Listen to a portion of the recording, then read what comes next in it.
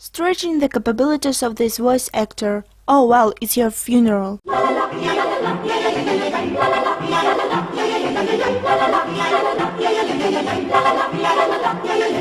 A Silent Voice is a drama film made by Kyoto Animation based upon a manga of the same name that I never read, because I honestly couldn't care less about the source material. It's the film that counts. The story tells us about a guy that for some reason looks like Natsuki Subaru and what would have happened if Misha was deaf instead of Shizune, and their very happy childhoods and early adulthoods. You see, while they were in elementary school, one bullied and harassed the other, resulting in the girl transferring into another school and the boy turned into a scapegoat for the rest of the class, forever traumatizing him. And if you think that my review for this would be the same as for Your Name, then will be disappointed, as in like that anime. I thought that for what it was a decently made film. The graphics and animation quality was pretty average for these types of works, but where the film actually excels in is a competent sound design and direction. Every single move and angle of the movie has a point and is accompanied by a soothing piano track that, considering that this is a drama film, is not that bad. Where it lacks, however, is the plot and pacing overall. Not only everything simply feels somehow rushed and forced, but also the movie is blatantly trying to force some sort of emotional response out of the viewer, usually sadness, and when the viewer can clearly see what you're trying to do, you fail as a story. You see, the problem with emotional narrative is that it relies on the viewer being able to relate to characters in one way or another, be it by empathy or having experienced it or witnessed similar things. If you're unable to find this link with the characters, then not only the whole story is ruined for you, but also you'll find yourself actually hating everything the story tries to convey, no matter how true or thoughtful it is. The opposite is also true. God knows there are a lot of sociopaths out there that can't enjoy a story if it has nothing to do with them or their feelings. But the problem with this anime is not only a common problem with a lot of similar movie-length anime movies and games out there, but also with this generation entertainment as well. If you aren't very emotional, had never experienced bullying or people with actual disabilities, you'll quickly find yourself not only bored by how predictable everything is, but also how everything is so curious and romantic but with little payoff. If you have any teaching experience, you'll probably hate this film from the very start, as the entire premise of its release on things no sane school would ever allow to go unpunished. If you simply don't like how modern Japan portrays their main characters as these always crying babies, then you're gonna tear this anime to shreds, as not only most of the problems and characters face are atypical, but our main hero literally destroys everything he had built previously in the name of this girl, only to needlessly cripple themselves afterwards, which I considered to be an effective plot device. Don't get me wrong, but in the context of this story, very cheap. If you're into romantic drama, or you one of those people that have severe depression problems, or you like to cry a lot, then you're probably gonna like this film. Otherwise, if you're gonna watch it, then lower your expectations into a shallow grave in the woods. The coconut nut is a giant nut. If you eat too much, you get very fat. The coconut nut is a big, big nut, but this delicious nut